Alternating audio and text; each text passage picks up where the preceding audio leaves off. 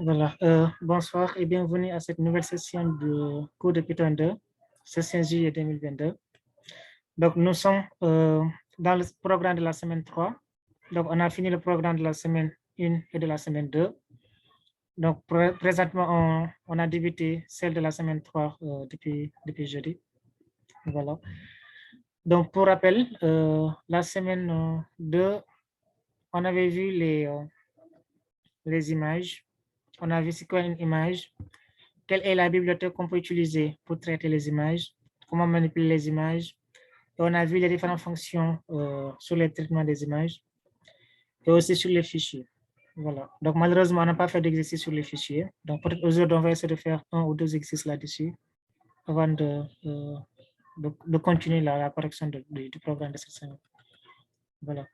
Et pour la semaine 3, ce qui est prévu pour cette semaine, ce sont les chaînes de caractères, les types, les classes et les dictionnaires. Donc, le support de cours est disponible sur ce lien-là, Google Drive. Donc, si vous cliquez ici, normalement, vous aurez le support de cours qui est là. Voilà, donc, vous devez normalement lire le cours à l'avance et essayer de comprendre tout ce qu'on a mis dedans. S'il y a des questions par rapport à ça, c'est l'occasion de les poser. Ou bien si vous avez des difficultés sur les notebooks de la semaine 1 ou bien de la semaine 2, là aussi, c'est l'occasion de poser toutes ces questions-là. Voilà. Donc, je suis à l'écoute s'il y a des questions par rapport à tout ce qu'on a fait depuis le début jusqu'à maintenant.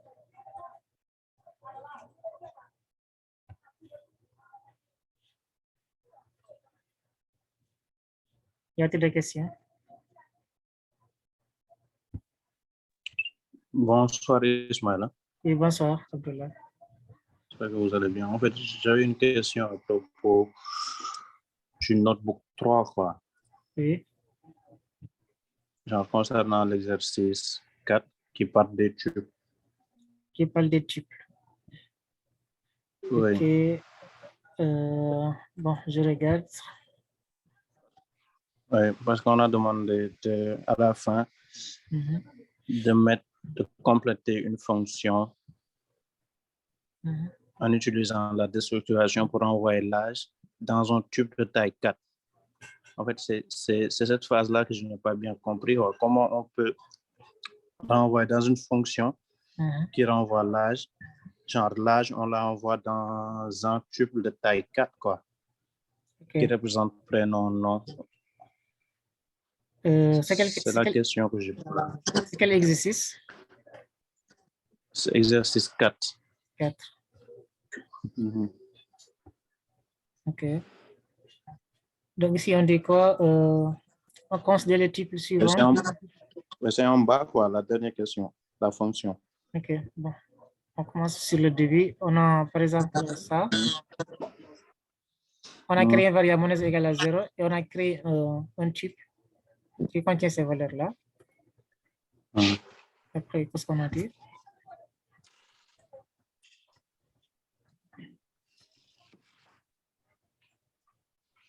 C'est cette fonction-là, ou bien? Oui, oui. Là, ici, on dit quoi? Compléter la fonction suivante en utilisant la description pour envoyer l'âge dans un type de taille 4 qui représente le prénom, le nom, l'âge et la ville. Ok, bon, ici, tout ce qu'on demande ici, par exemple, cette fonction-là renvoie âge. Elle prend un paramètre, un type. Donc, T ici, c'est un type. Donc, le type ici, c'est quoi? C'est T, quoi. C'est T. Oui, parce qu'on a demandé. T, c'est un type.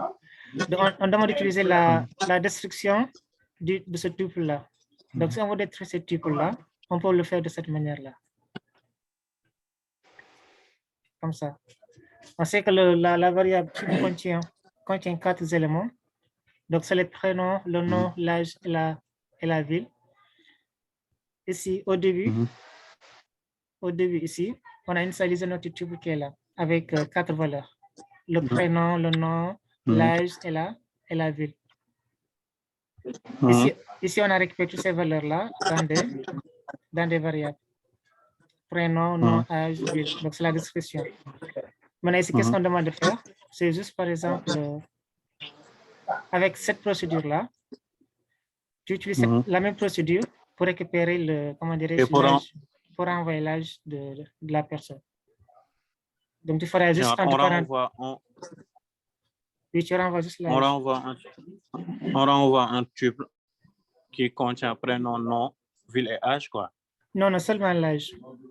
Donc, si tu regardes ici, par exemple, on a la valeur 10 qui est renvoyée ici, qui correspond à l'âge, supposons.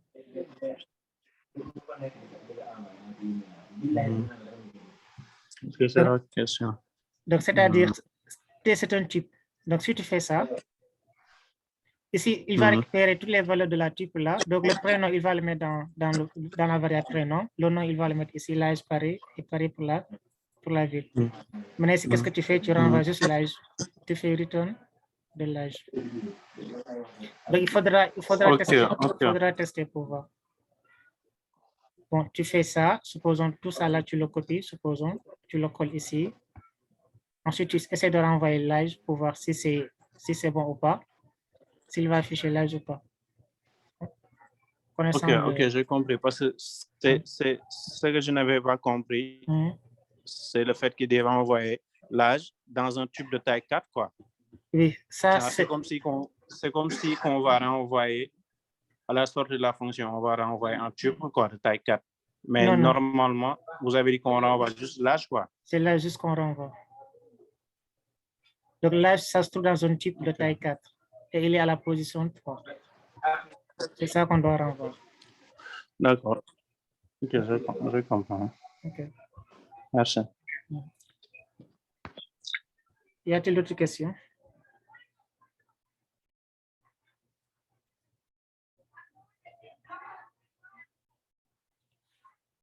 Ok, bon, s'il n'y a pas de questions, on va essayer de faire le programme de la semaine 3.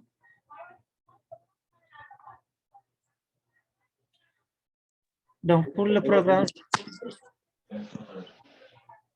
Oui. Je disais, pour le matériel de la semaine 3, là, genre, je n'ai pas vu les fichiers. Si ça concerne les, genre le cours de la semaine, de PDF de la semaine 3, quoi. Parce que là, on parle de dictionnaire, de tuple, de classe, mais sur le matériel, il y a des images et des fichiers, quoi. Genre, c'est comme si que ça ne correspondait pas. Si, je comprends. Bon, on n'a pas donné ici des exercices par rapport au programme de la semaine. Normalement, ici, on devait voir les chaînes de caractères, les types, les classes et les dictionnaires. Donc, ça, c'est juste un complément. C'est un complément de la semaine 2, en quelque sorte. Mais normalement, dans la dernière semaine, on va revenir sur tout ça. Ce sera l'interface graphique. Donc, sur les interfaces graphiques, on va parler des classes. On aura besoin des dictionnaires, des types, des chaînes de caractères, ainsi de suite. Donc, on va traiter tout ça dans la dernière semaine, sur les interfaces graphiques. Donc aujourd'hui, on va continuer sur les images, quoi. Sur les images et peut-être faire un exercice sur les fichiers. Je pense qu'on n'a pas encore fait d'exercice sur les fichiers. D'accord, ok. Voilà. Donc, peut-être on peut commencer sur les fichiers. Après, on fait les exercices sur les images qui sont là. Ça va?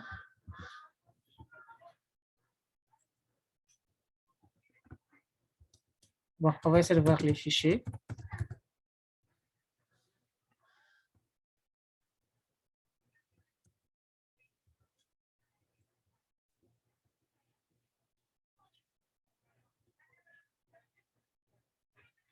Voilà. Donc, sous Python, on a la possibilité d'utiliser des fichiers pour stocker des informations. Donc, par exemple, depuis le début, on a vu comment stocker des informations sur des variables de type entier ou de type réel, de type booléen, ainsi de suite. On a vu aussi comment stocker des variables de données sur des listes ou bien sur des types. Donc, toutes ces manières qu'on a vues depuis le début jusqu'à présent, ça, on appelle ça des données qui sont volatiles. C'est-à-dire, ces données-là, une fois qu'on ferme, par exemple, l'application, ces données-là, on va tous les perdre. Donc, on n'a plus la possibilité de les récupérer.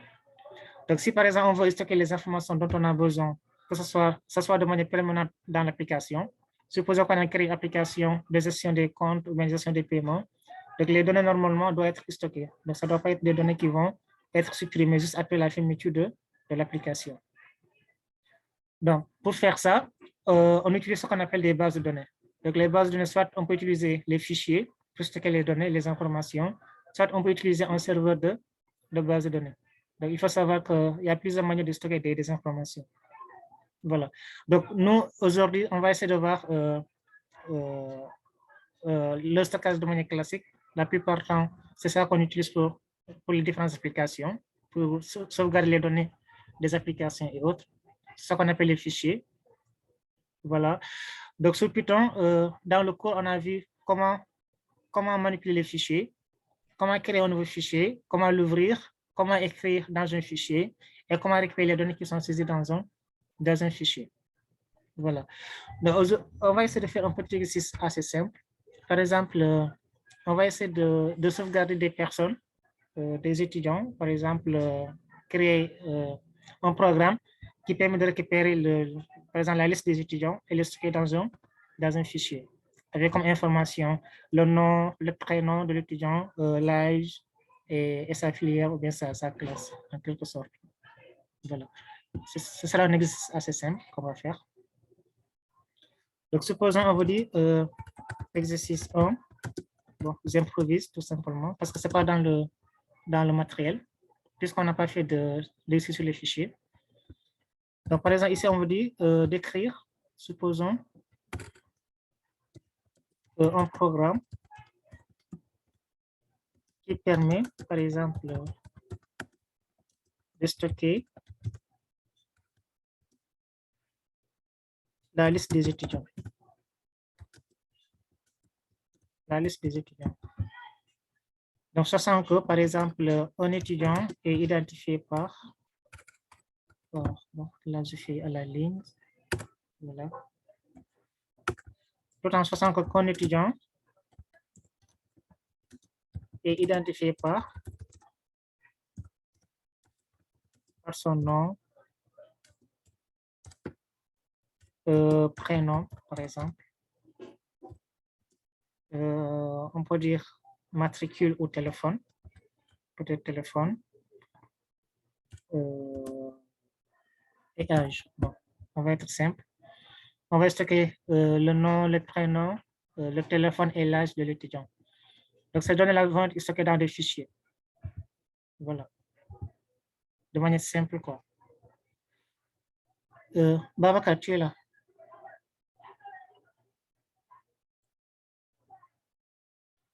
Bon, je crois qu'il n'est pas là parce que parfois il y a des personnes sur la salle d'attente. Mais... Voilà. On crée un nouveau bloc. Et ici, le but, c'est quoi? C'est d'écrire un programme qui permet de stocker la liste des étudiants, tout en sachant qu'un étudiant est identifié par son nom, son prénom, son téléphone et son âge.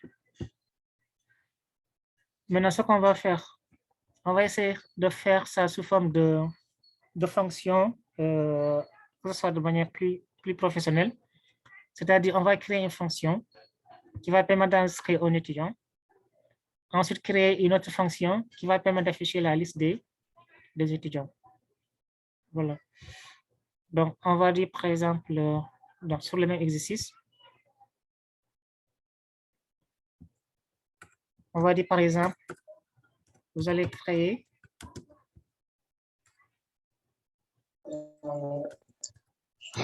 une fonction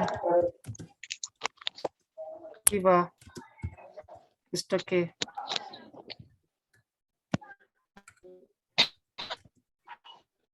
un étudiant. On va nommer, par exemple, ajout, par exemple, ajout étudiant, voilà, avec underscore.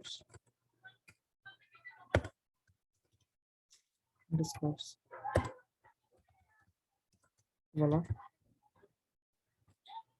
Et une fonction affiche liste, par exemple.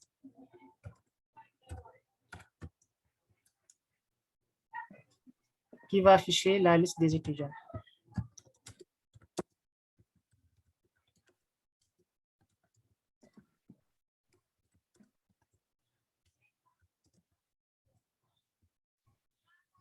Donc ici, le fichier, on va le nommer de cette manière-là. On va dire il se crée dans un fichier qui va porter le nom, par exemple, étudiant, point, avec l'extension .txt. Dans ce fichier, sous le nom de étudiant.txt. Donc, c'est ça l'exercice. On va essayer de faire. C'est bon?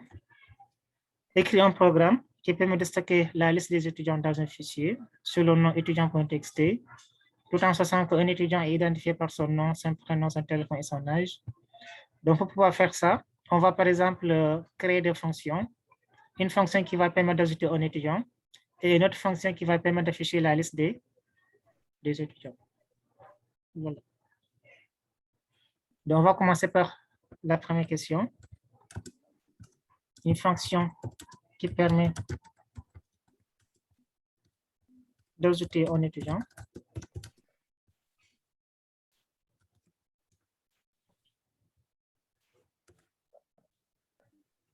Maintenant, ici, on va se poser toujours des questions parce que c'est une fonction qu'on va créer. On va se demander est-ce qu'on a des paramètres? Si oui, quels sont le nombre de paramètres qu'on a et quel est le type de ces paramètres-là? Est-ce que la fonction renvoie un résultat? Si oui, qu'est-ce qu'elle renvoie comme résultat? Maintenant, d'après vous ici, notre fonction, est-ce qu'elle prend en paramètre quelque chose, d'après vous?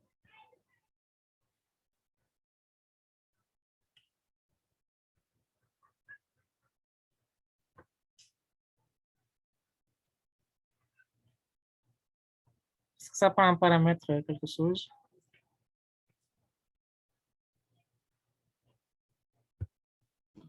Ça prend en paramètre les informations sur l'étudiant. OK. Donc, si on veut les informations de l'étudiant, on peut le donner en paramètre, c'est-à-dire le nom, le prénom, l'âge et le téléphone. Aussi, ces informations-là, on a dit quoi? On doit les stocker où? Dans un quoi? Dans un fichier. Dans un fichier, oui. Voilà. Donc, on aura besoin aussi d'un fichier. Donc, là où on va stocker les informations. Donc, ici,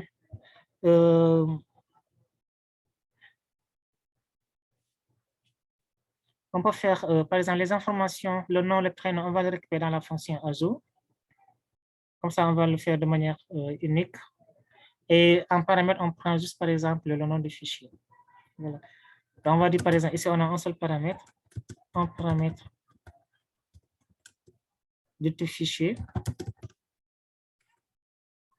De type fichier. Et après, les noms, là, les noms, prénom, âge, ça, on va le prendre directement dans la fonction. Comme ça, de ce fait, chaque fois qu'on appelle la fonction, on récupère les informations directement via la fonction. Et est-ce que la fonction renvoie un résultat? Ici, je pense qu'il n'y a pas de retour. Ça permet juste d'inscrire les données dans un fichier. Et ici, on n'a pas de retour. Voilà. Maintenant, on va définir notre fonction. Pour définir la fonction, on commence par le mot que les def. La fonction, on a dit, on va nommer ça ajout underscore étudiant. Voilà. Qui prend en paramètre juste un fichier. Un fichier. Voilà. Et à l'intérieur, qu'est-ce qu'on fait? Donc, si on doit utiliser les fichiers en Python, donc la première chose à faire, c'est d'abord ouvrir le fichier. Donc, si on connaît le nom du fichier, la première chose à faire, c'est ouvrir le fichier. Donc, si vous regardez dans le cours, je ne sais pas si vous avez jeté un coup d'œil sur le cours, sur les fichiers. C'est dans le programme de la semaine 2. Pour ouvrir un fichier, quelle est la fonction qu'on utilise?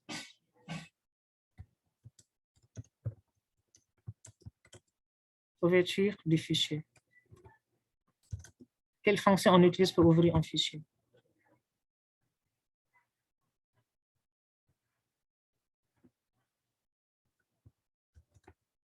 Open, voilà.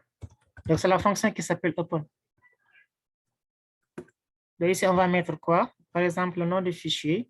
On va nommer ça, par exemple, étudiant. Ou bien, ouais, étudiant, on va nommer ça étudiant, c'est pas grave. Égal à open. Donc, la fonction open, elle prend deux paramètres. Le premier paramètre, c'est le nom du fichier qu'on va ouvrir. Et le deuxième paramètre, c'est le mode d'ouverture du fichier. Donc, il faut savoir qu'il y a plusieurs modes d'ouverture d'un fichier. Quels sont les différents modes que vous connaissez? Voilà. Les différents modes d'ouverture que vous connaissez. On a le mode R, W, A. Et quelle est la différence entre ces trois modes d'ouverture? Connaissez-vous la différence entre ces différents modes d'ouverture? R, c'est pour la lecture. Voilà. W, c'est pour écrire. Et le A, c'est pour faire quoi? R, écriture plus lecture.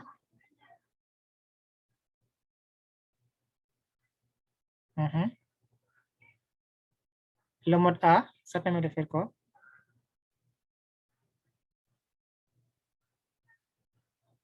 OK. Donc, A, je peux ajouter sans écraser le contenu.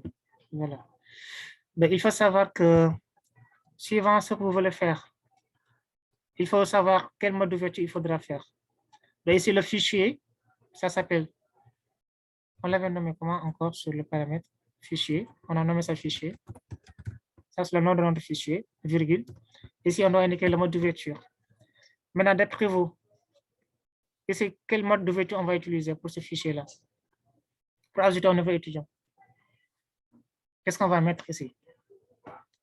R, A, W ou bien quoi? On va mettre quoi comme mode? On peut mettre W. W. OK. Donc, si on met W, l'inconvénient, ce sera quoi? Si on ajoute un étudiant présent, si on appelle la fonction qui s'appelle ajout étudiant, si on l'appelle une fois par exemple et qu'on ajoute un étudiant, si on fait appel à nouveau à cette même fonction, alors il va effacer l'ancien fichier, il va écraser l'ancien fichier et créer un nouveau fichier. Donc l'étudiant qu'on avait enregistré avant sera perdu, sera effacé. Donc nous, on ne veut pas perdre les données qui sont enregistrées dans le fichier. Donc ce qu'on va faire ici, c'est quoi? Au lieu de mettre ici, comment dirais-je, W, on va mettre A. A ou A+. Donc A, ça veut dire quoi? Si le fichier n'existe pas, il va le créer. Mais si le fichier existe, il ne va pas effacer l'ancienne donnée qui se trouve dans le fichier. Il va commencer à écrire à partir de la fin du fichier. Il va continuer à ajouter les éléments sans écraser l'ancien fichier. Donc le W, lui, ça permet d'écraser. Si on met ici W, par exemple, si on met ici W, supposons qu'on fait appel à la fonction ajout étudiant. Par exemple, pour la première fois, on ajoute un étudiant qui s'appelle Toto, par exemple. Après qu'on fait appel à nouveau à la même fonction ajout étudiant, donc dans ce cas-là, l'ancien fichier qu'on avait créé, c'est-à-dire étudiant.txt, son contenu sera écrasé. C'est-à-dire l'étudiant Toto qu'on avait enregistré avant va être supprimé. Et il va ajouter le nouveau étudiant. Donc chaque fois, il va remplacer l'ancien fichier pour mettre le nouveau fichier. Mais si on veut conserver... C'est-à-dire pour la première fois, quand on ouvre le fichier avec W, quoi, ça crée le fichier, mais en même temps, ça ajoute les informations. Maintenant, pour une deuxième fois, si on veut réouvrir le fichier et ajouter du contenu, si on utilise encore W, ça va écraser l'autre fichier qu'on avait, quoi. Oui, ça va l'écraser, c'est ça. Donc, pour éviter ça, si par exemple cette fonction-là, elle était appelée une seule fois, il n'y aurait pas de problème, ajout étudiant. Mais ici, on a la possibilité d'appeler cette fonction-là plusieurs fois, parce qu'on peut avoir plusieurs étudiants à ajouter dans la liste. Donc, on peut l'appeler plusieurs fois. Voilà. Donc, puisqu'on peut l'appeler plusieurs fois, donc mieux vaut mettre ici A+. De ce fait, il va créer le nouveau fichier et après, si le fichier n'existe pas, il va le créer. Et si ça existe, il va continuer à ajouter les informations sans écraser les données qui sont dedans. Voilà. Donc, ça, c'est bon. Maintenant, une fois qu'on ouvre le fichier, l'autre étape, c'est quoi? On va récupérer les informations de l'étudiant.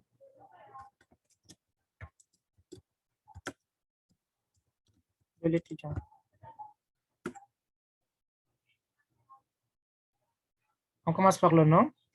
On va dire par exemple nom égal à quoi? Input.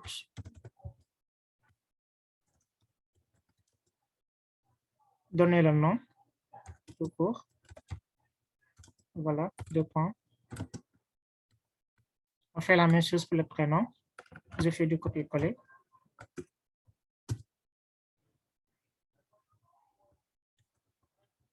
Le prénom. Qu'est-ce qu'on a dit? C'est prénom, téléphone. Donner le téléphone. On va mettre ici tel. Ensuite, on a l'âge. Par contre, ici, l'âge, c'est quoi? C'est un entier. Donc, puisque là, c'est un entier, il faut penser à faire la conversion.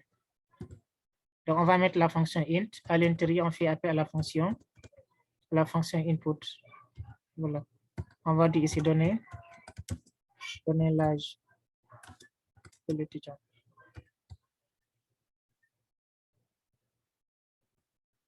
Bon, donner l'âge plutôt, c'est plus simple. Voilà. Maintenant, une fois qu'on récupère le nom, le prénom, le téléphone et l'âge, toutes ces informations-là, on doit les stocker dans le fichier. Donc, on va dire la manière de stocker les informations. Donc, un étudiant est stocké sur une ligne du fichier et les informations, le nom, le prénom, le téléphone et l'âge vont être séparés par point virgule. Donc, c'est la règle qu'on va se fixer. C'est-à-dire, ici, la manière de stocker les informations. On va dire les données sont stockées sous cette forme-là, dans le fichier. Donc, sous la forme, c'est-à-dire quoi? Le nom, le prénom de l'étudiant, suivi de son téléphone et suivi de son âge. Après, on fait un retour à la ligne pour le deuxième étudiant, ainsi de suite. Donc, c'est de cette manière-là qu'on va stocker les informations. Donc, pour chaque ligne, on aura un étudiant qui contient les informations de l'étudiant, le nom, suivi du prénom, suivi du téléphone, suivi de l'âge. Donc, les informations de l'étudiant seront séparées par point virgule. Voilà. Donc, puisque les informations vont être séparées par point virgule, donc on va rassembler tout ça, le nom, le prénom, le téléphone et l'âge. On va le rassembler dans une variable qu'on va nommer par exemple E égale à quoi? On va faire la concaténation des chaînes. On va mettre ici nom plus le séparateur qui est le point virgule plus quoi? Le prénom séparé par point virgule plus le téléphone plus point virgule plus l'âge. Maintenant ici l'âge c'est quoi? C'est un entier. Ici A c'est un entier. Donc cette information-là, il faudra la convertir en, en chaîne de caractères si on va appliquer cette formule-là, la formule sur les chaînes de caractères. Donc on n'a pas le droit d'additionner des chaînes de caractères avec des entiers. Et ici on va utiliser la fonction str pour convertir notre âge. Voilà. Et on a dit pour chaque étudiant, on fait un retour à la ligne. Bon, après avoir ajouté l'étudiant, on doit créer un retour à la ligne. Donc on va mettre le terme anti-classe n. Donc ça, on l'a vu sur la fonction print. C'est le caractère qui permet de créer une nouvelle ligne. Voilà. Donc chaque fois qu'on affiche l'âge, automatiquement il part à la ligne pour l'étudiant suivant. Voilà. Maintenant, ça c'est bon.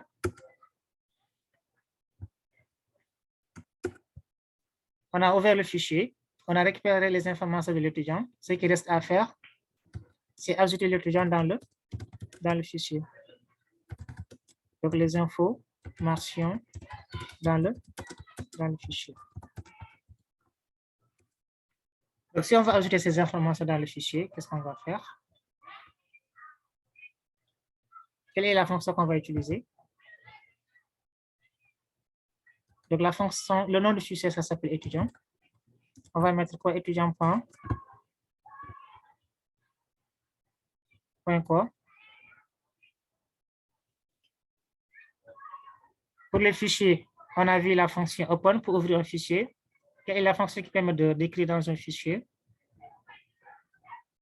C'est dans le cours. Fichier.write. Ok, c'est write. Donc, .write. Entre parenthèses, on donne la valeur qu'on va mettre dans le fichier. Donc, c'est la variable E qu'on a ici, tout simplement. Voilà. Donc, ici, on a ouvert le fichier, on a récupéré les informations de l'étudiant, on l'a mis dans une variable séparée par des points-virgules. Maintenant, on a ajouté l'étudiant dans le fichier. Quand on termine, il faut penser à la fermeture.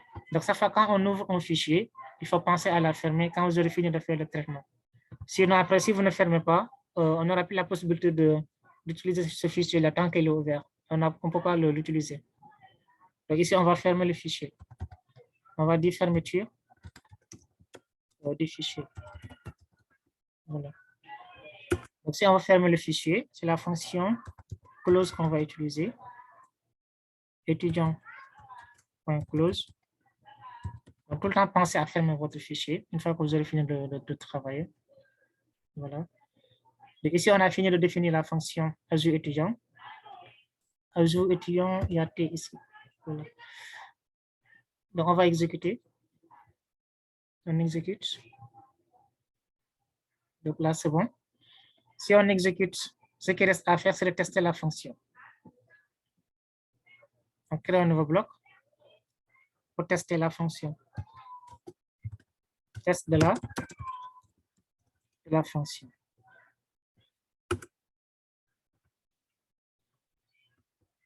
Donc ici, pour tester la fonction, elle s'appelle comment? Ajout étudiant.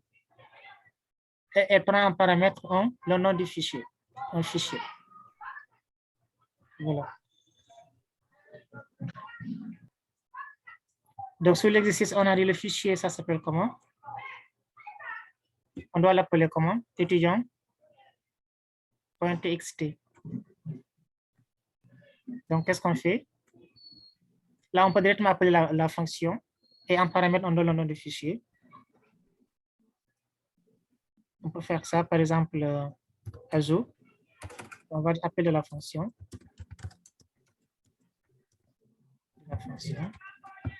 On va juste mettre, par exemple, comment dirais-je, le nom de la fonction, ajout étudiant. Et entre parenthèses, on lui donne le nom du fichier qu'on veut avoir. Donc, c'est étudiant.txt, tout simplement. Donc, maintenant, ici, avant d'exécuter ce programme-là, on va d'abord vérifier ici ce qu'on a dans notre espace de travail, dans notre espace de collab sur la partie fichier. Donc, pour l'instant, moi, j'ai ça comme données. Je vais effacer ce fichier-là. C'est moi qui l'avais créé tout à l'heure. Donc, ici, normalement, si on exécute ce programme-là, ici, il va créer un nouveau fichier qui va s'appeler étudiant. Et il va contenir le premier étudiant qu'on va ajouter tout à l'heure. Voilà, donc, je réduis ça. Je vais lancer l'exécution de ce programme-là. Exécution. Il me demande de saisir le nom de l'étudiant. Donnez-moi un nom qu'on peut mettre. Nom de famille. Comme on a le prénom qui est là. Hein? Diallo. OK. Le prénom. Mamadou. Le téléphone. On donne une valeur au hasard. Voilà. Et l'âge, là aussi, on donne une valeur au hasard, par exemple 24. Et là, on valide. Donc ici, on a récupéré les informations et il a ajouté les informations dans ce fichier. Donc ici, vous n'allez rien voir. Donc, pour voir si la fonction a bien fonctionné, il faut venir ici sur le fichier, vérifier s'il a créé le fichier étudiant.txt. Si oui, est-ce qu'il a bien écrit ces informations-là dans le fichier? Donc, on va faire ça. On va cliquer ici sur le fichier. Donc, si vous regardez bien ici, on a quoi? On a le fichier qui est apparu, étudiant.txt. Donc, on va l'ouvrir. Je fais double-clic. Donc, le résultat va s'afficher ici. Là, vous avez quoi? Diallo, Mamadou, avec les différentes informations, le téléphone et l'âge. Maintenant, supposons si on va ajouter un nouveau étudiant, ici, on va juste refaire la même chose. On va réexécuter ce bloc-là. Donc, je vais fermer ça. On va réexécuter juste ce bloc. Contrôle entrée. Je réexécute le programme. Ici, on va ajouter un autre étudiant. Donnez-moi des noms qu'on peut mettre.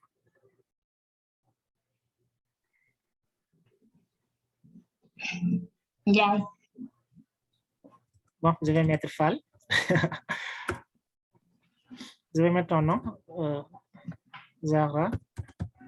Voilà. Téléphone.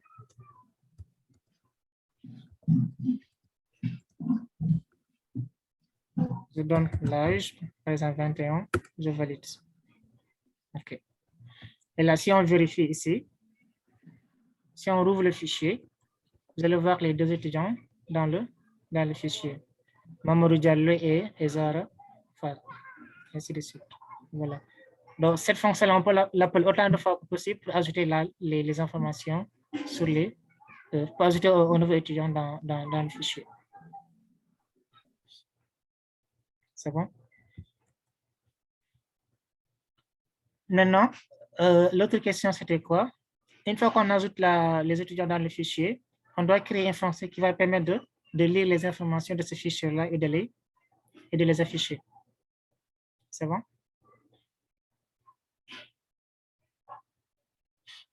On va faire ça.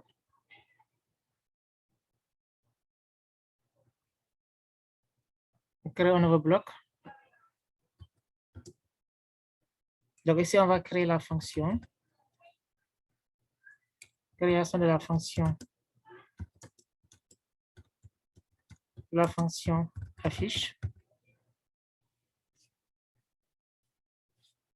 Affiche. Comment on l'a nommé sur l'exercice? Affiche tout court ou affiche étudiant? Affiche liste. Voilà. La fonction affiche liste.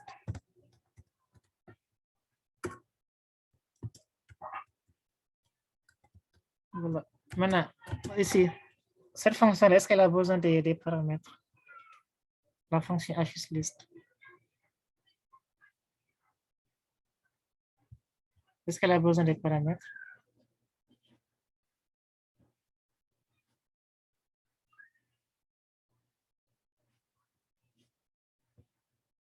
Oui ou non?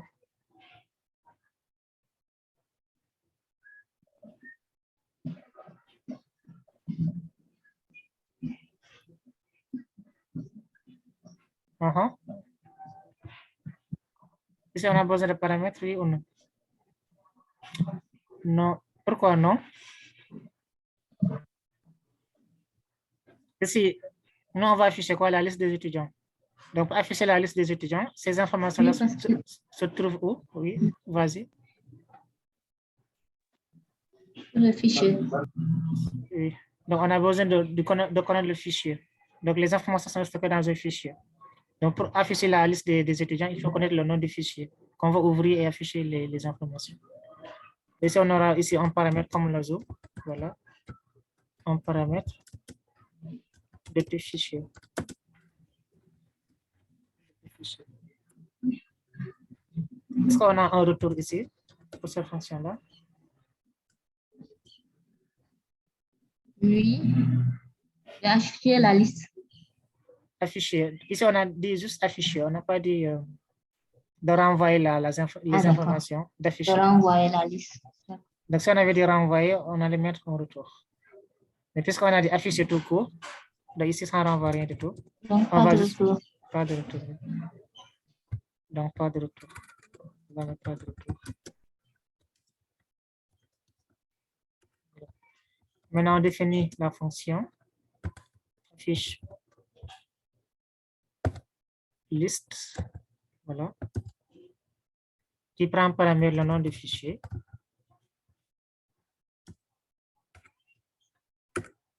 La première chose à faire toujours, c'est ouverture du fichier. C'est la première chose à faire. Avant de faire aucun traitement sur le fichier, il faut d'abord ouvrir ce fichier-là. On va mettre par exemple étudiant comme tout à l'heure, égal à open, le nom du fichier qui se trouve en paramètre. Et c'est quel est le mode d'ouverture qu'on va mettre ici. Ici, on doit lire les informations et les afficher. Voilà. Ici, on met R.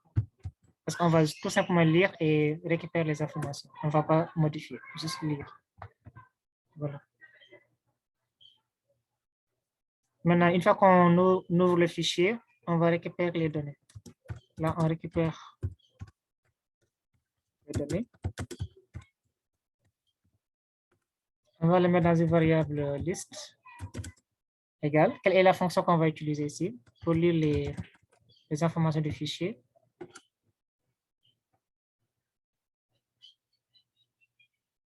Quelle fonction? Readlines. OK. Readlines qui va renvoyer toutes les informations du fichier. Voilà. Après là, on va afficher.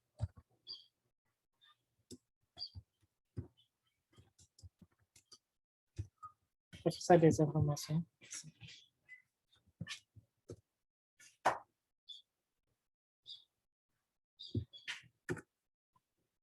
Pour afficher, qu'est-ce qu'on fait d'après vous?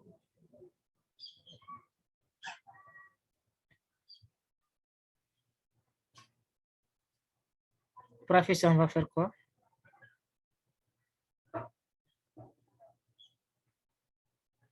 On parcourt une boucle, voilà. Donc, on va créer une boucle. For, par exemple, L ou bien E comme étudiant. Une liste.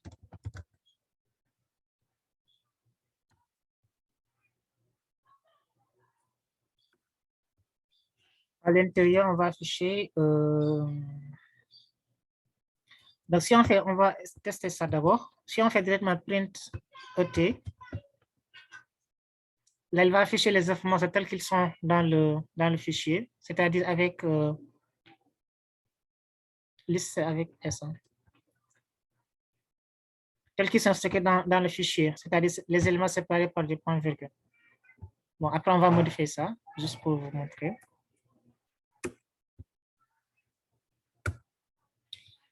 Maintenant, une fois qu'on affiche la liste des étudiants, on sort de la boucle for, on ferme le fichier. Fermeture du fichier.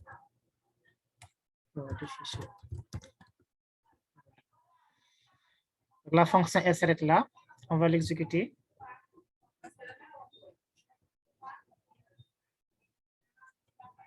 Donc, si on exécute, on passe au test. Test de la fonction. La fonction elle a besoin juste le nom du fichier pour fonctionner. Donc, on va juste mettre appel à la fonction. Appel à la fonction. Donc, la fonction, ça s'appelle affiche liste qui prend en paramètre le nom du fichier qui est égal à étudiant.txt. Voilà. On exécute. Donc, si vous regardez ici, tout à fait en bas, on a les informations. Donc, on a Diallo, on a Mamadou, Fall, Zaira, ainsi de suite. Donc, l'afficher de cette manière-là, c'est pas très joli, comme vous le voyez. Mais ici, ce qu'on va essayer de faire, c'est quoi? On va récupérer ces informations-là Et on va essayer de les afficher sous forme de liste, par exemple. Sous forme de liste ou bien séparés par des espaces. C'est à nous de voir. Donc, peut-être on va le faire sous forme de liste. C'est beaucoup plus joli par rapport à ça.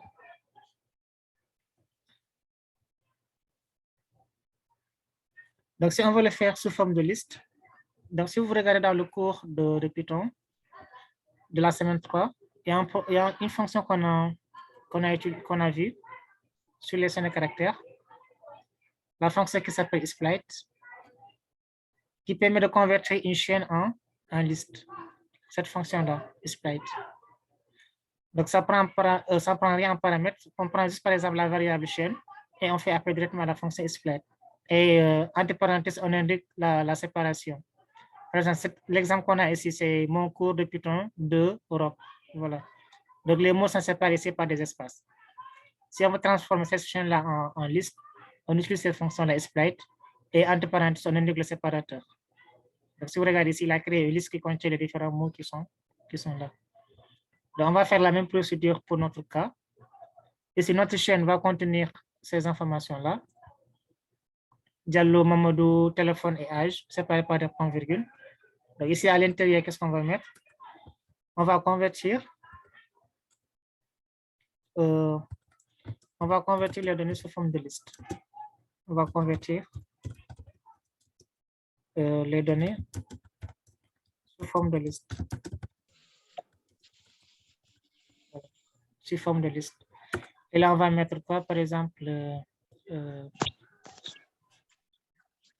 on va créer une variable. Bon, je mets E tout court égale à quoi? ET. Parce que ET, c'est ce ET qui représente, qui récupère les valeurs. On va mettre ET point la fonction split. Entre parenthèses, et c'est notre séparateur des chaînes de caractères, c'est point virgule. Donc, on va mettre point split. Double quote, point virgule. Et maintenant, ici, qu'est-ce qu'on met? Au lieu de mettre ET ici, on va afficher cette variable-là, la variable E, qui contient les informations sous forme de liste, tout simplement. Donc là, on exécute. Voilà. On revient ici, on réexécute le bloc. Donc cette fois-ci, il va afficher les informations sous forme de liste. Voilà.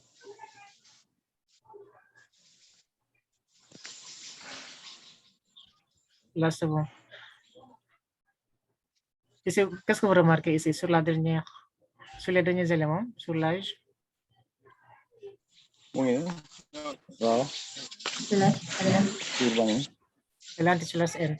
Voilà. Donc, il prend en compte en même temps l'anti-slash n. Il prend en compte en même temps ça. C'est un cours sur programmation. Python, ça s'appelle programmation. Python. Oui, c'est possible d'enlever l'anti-slash n. C'est possible de l'enlever. Oui, bon. Il y a le monde. C'est que vous vous intéressez à des choses, nous aussi, a priori. Il y a une possibilité de l'enlever.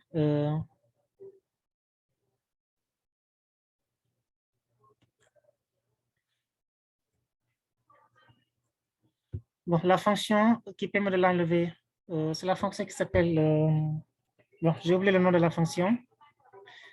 Ce spread, je ne sais pas quoi. Peut-être je vais vérifier ça après.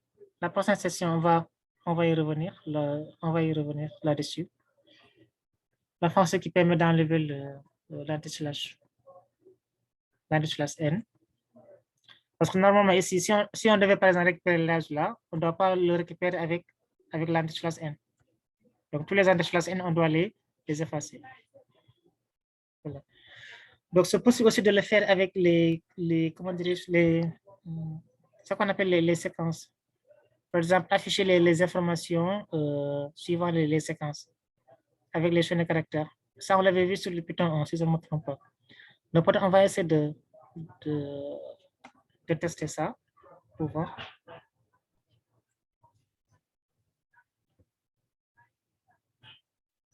Donc, par exemple, supposons, je crée un nouveau bloc, juste un test pour voir. Supposons on a une variable qui s'appelle âge.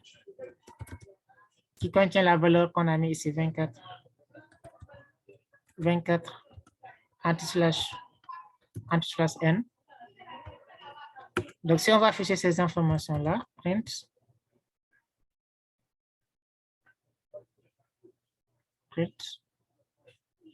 entre parenthèses, on va mettre par exemple âge en utilisant les séquences sous Python.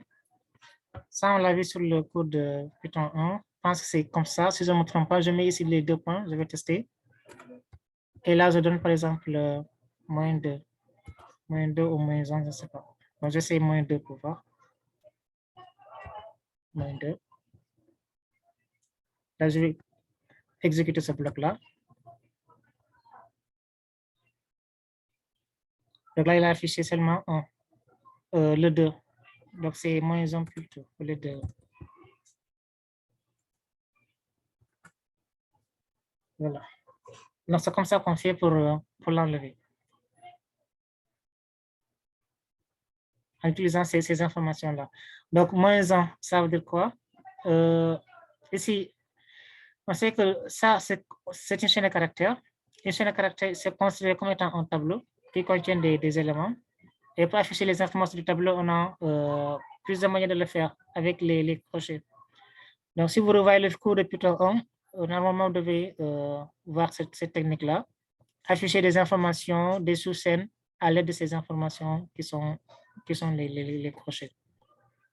Donc, si on fait directement, supposons ça, j'enlève ici le moins 1, je mets directement ça. Ici, il va afficher toute la chaîne. Bon, il ne m'a même pas pris l'anti-slash n, c'est bizarre.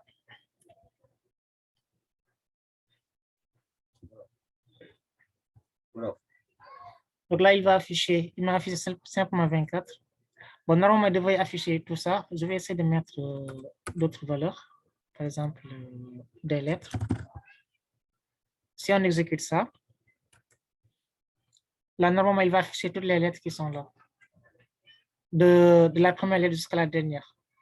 Donc, si on met, par exemple, ici, là, je mets 0, c'est-à-dire je commence à afficher à partir de l'indice 0 jusqu'à l'indice 2, par exemple, ou bien 3. Là, il va afficher, par exemple, les 4 premières lettres. Quand on exécute ça, il va m'afficher les 4 premières lettres. En commençant par l'indice 0, 0, l'indice 1 et 2. Donc, c'est taille moins 1. Il ne va pas prendre le dernier élément. Donc, il va afficher les éléments allant de l'indice 0 jusqu'à n-1, c'est-à-dire 3 moins 1 jusqu'à l'indice 2. Donc, ici, sur les chaînes, on commence à compter à partir de 0, 1 et 2. Là, il affiche 24S. Si je mets ici 4, par exemple, pour avoir le crochet, c'est Alt-GR, c'est-à-dire la touche qui se trouve après l'espace, Alt plus la touche 5 du clavier. Alt-GR et 5. Alt-GR plus la touche 5 du clavier. C'est ça qui permet d'avoir les crochets. OK. Donc, si je mets 4 ici, quand j'exécute, il va prendre les 3 premières lettres, allant de 0 jusqu'à 3. Voilà. Maintenant, ici, on peut commencer à afficher les informations à partir de là, à la fin. Donc, si c'est à la fin, ici, on va utiliser les valeurs négatives, c'est-à-dire, par exemple, moins 1. Moins 1. Il va commencer ici à la fin et il va continuer jusqu'au début.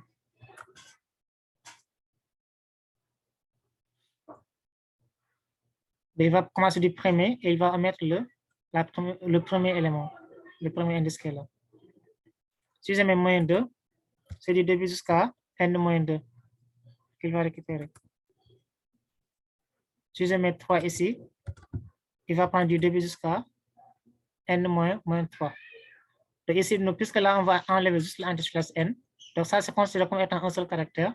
C'est pour cela, ici, tout à l'heure, on avait mis le moins 1 tout court. Parce qu'on avait, ça, c'est considéré comme un seul caractère. Voilà. Donc, si on fait ici moins 1, tout simplement, il va enlever l'anti-slash n.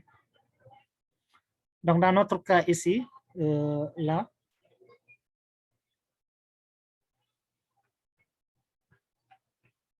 Et si on va afficher uniquement la liste là, sans l'entité N qui est là, on va faire ça, print. À l'intérieur de notre fonction print ici, on va mettre ici les crochets. Bon, j'espère que je suis pas en train de raconter des... bon, là, oui, c'est comme ça. Pour récupérer les informations on a un, c'est mieux. Parce que je voulais utiliser le même principe en mettant ici les 2 points moins 1. Donc, si je fais ça, ça ne va pas marcher. C'est ça que je voulais faire. Mais ça risque de ne pas marcher. On va tester pour voir. Là, il va tout afficher sauf l'âge. Voilà. Nous, on va tout afficher, l'âge inclus. Donc, c'est pas ça qu'on va faire.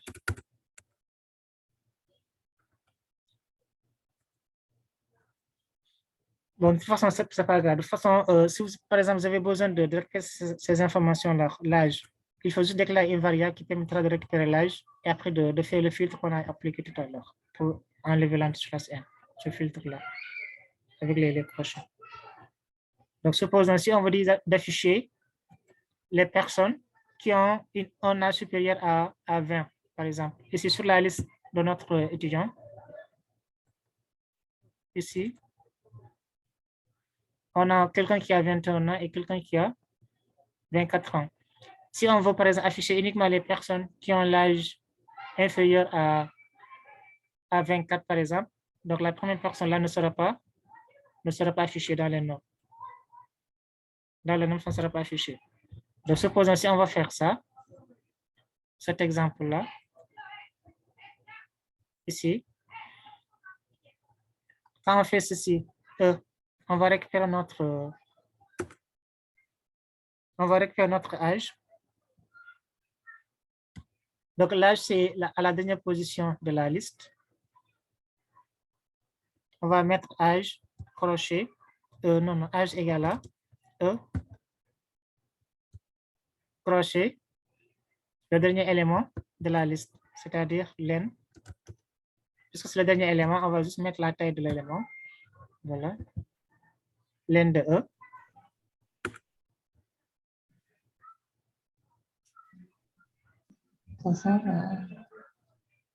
OK.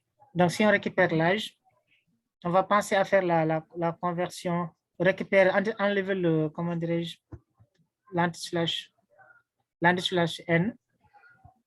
Je crée une nouvelle variable A qui va prendre la variable âge, comme on l'avait fait tout à l'heure. On met les 2 points, on met le moins 1 pour enlever l'anti-slash N. Et puisque ça renvoie à une chaîne de caractères, on peut faire la conversion de tout ça en entier. Voilà. Là, c'est bon. Après, ici, on va tester. If A qui est égal à l'âge, si A est inférieur, si c'est inférieur à 24, si c'est inférieur à 24, alors on affiche l'étudiant. On fait juste un print de E. Voilà. Donc, si on exécute, si on teste ce bloc-là, ici, il va afficher uniquement l'étudiant qui a moins de 24 ans. Donc là, je vais réexécuter ce bloc-là. On vient là, on fait le test. On teste à nouveau. Donc là, on a une erreur qui est affichée. C'est à quel niveau? Out of range.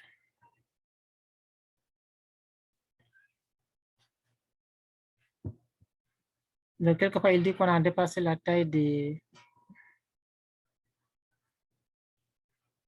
Bon. Donc, on va faire ça. Puisqu'on a que 4 éléments, on va mettre 0, 3 ici. Troisième position. 3. On va l'exécuter là. Voilà.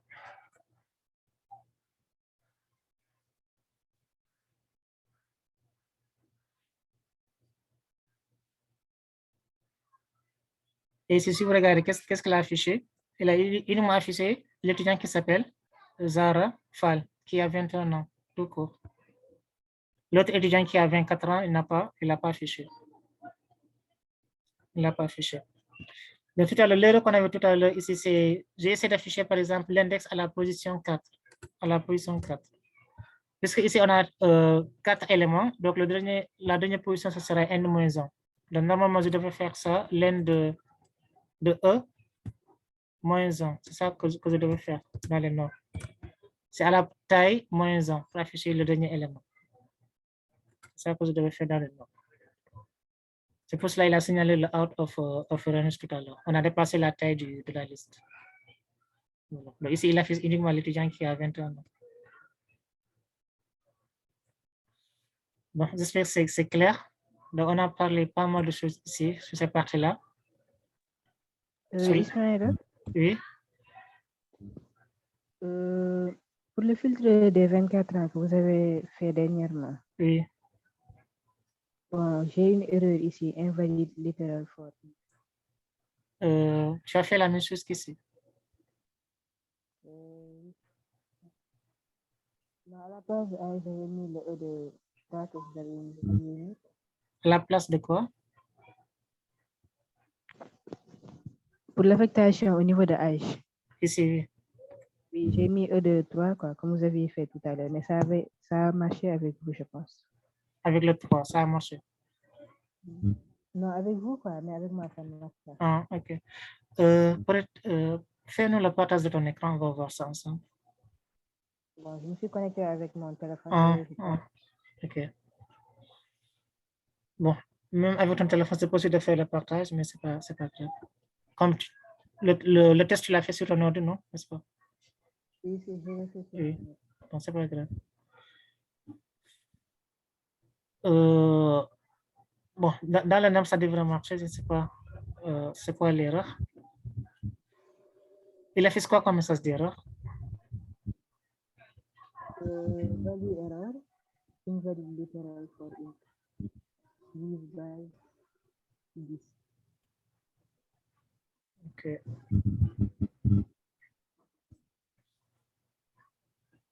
Bon. Si tu avais possibilité, par exemple, d'envoyer la capture sur le chat, ça serait bien.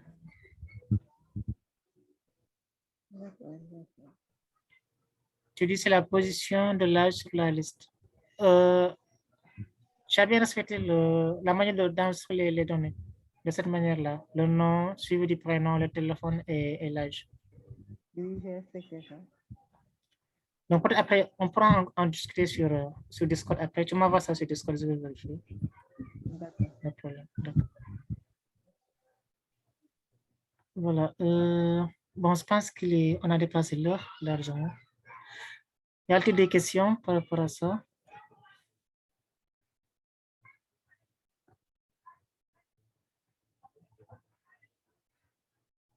C'est clair pour tout le monde sur les fichiers?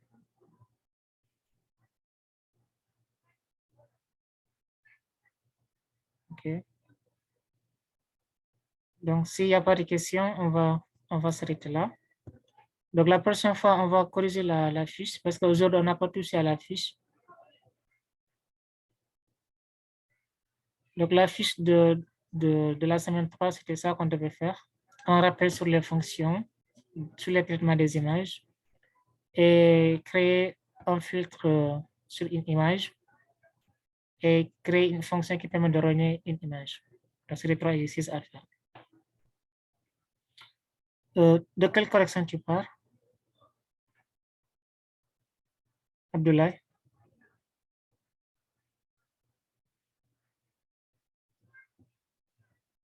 Le notebook qu'on a fait aujourd'hui. On va le partager après sur le site. L'exercice sur le fichier. Donc, l'exercice, bon, ça, je l'ai juste improvisé, cet exercice-là. Donc, je l'ai écrit ici directement sur le notebook. C'est juste un exercice que j'ai improvisé. Donc, ce n'était pas prévu sur le programme de la semaine. Mais quand vous aurez le notebook, quand ce sera partagé sur le Discord et sur le site, vous pouvez, vous aurez l'exercice en même temps sur le notebook.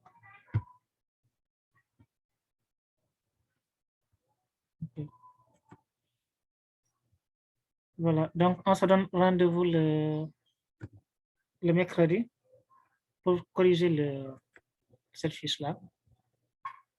Entre-temps, s'il y a des questions, n'hésitez pas à les poser sur le Discord. Voilà. Donc, merci et à très bientôt.